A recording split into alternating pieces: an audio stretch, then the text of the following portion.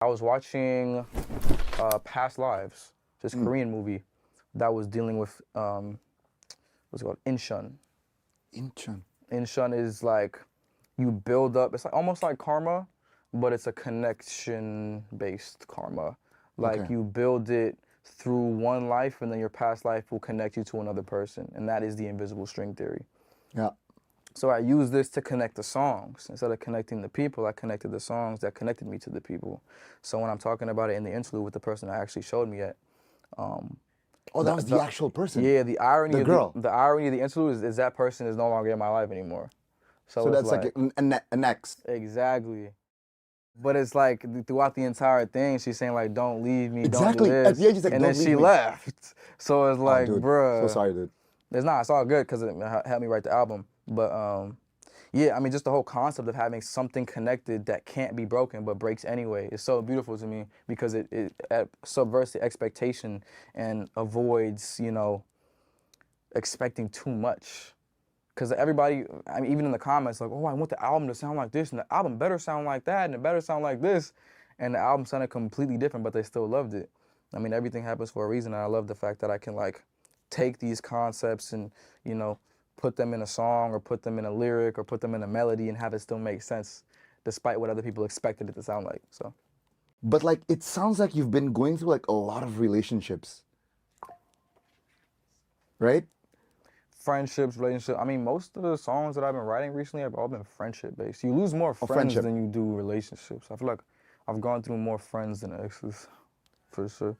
I want to ask, like, how do you write? That's like I want to know. The thing is, if I put it in like a summarized version, I'll go through an experience looking for a song, and I'll keep it in my head. That's where like I even write a song about this podcast. Like I'm always looking for the lyrics and melodies and songs everywhere I go. That's why I'm recording everywhere I go.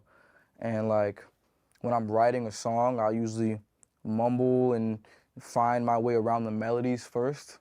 And then I'll think about a scenario that happened or an instance in the day or The last three songs are killing me. insane. Dude. Ghost. Insane, bro. Yeah. I'm like, That's one what of are my you favorites. doing, bro? Yeah, Right? I love that song. No, it's such a like. Okay, this whole album, right? I listened to it in order. Because usually people just like, I want to listen to the famous stuff. Yeah, no, I don't want nah. to listen to the rest.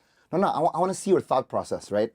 Did you write this in order, or were you like writing it like sporadically and just like, oh, this is gonna be song number 1, this is gonna be song number 2? I'm gonna tell you the craziest part. I wrote it backwards. So it started from Afterlife. It started from Afterlife, Oh, and dude, then went to no. Ghost, and then went to yeah, dude.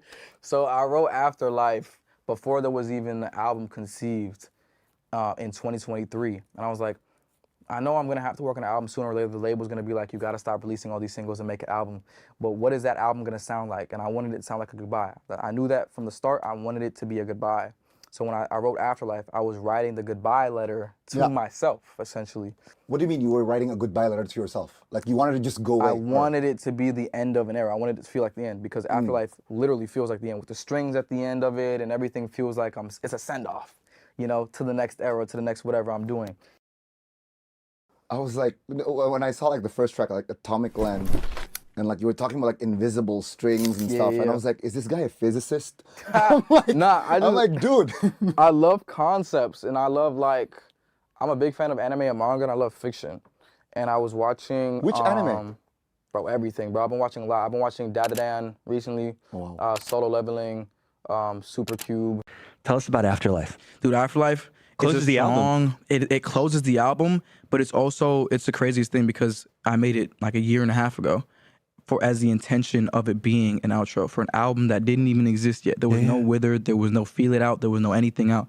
I was like, I have to write a perfect outro that sounds like a goodbye.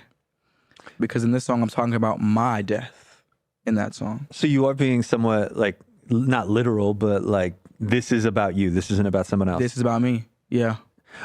Not necessarily where the inspiration was. Do you remember what sparked you to think about this? You know what? When was this? This was maybe November, October 2023. I just got off the SZA tour. I was wanting to write a very, very introspective track about just how everything felt at that point. I just got off this huge tour, EPs doing numbers, songs are going platinum.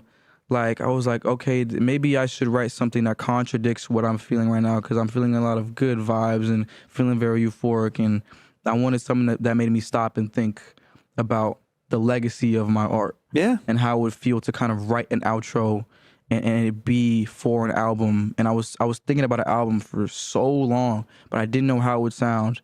And this is kind of the foundation of what Withered is, 2 years before it even happened. It was kind of like leaving breadcrumbs for yourself. Exactly, yeah. Just leaving the trailer. That was a trailer for me coming back to this sound and kind of expanding the world in that way.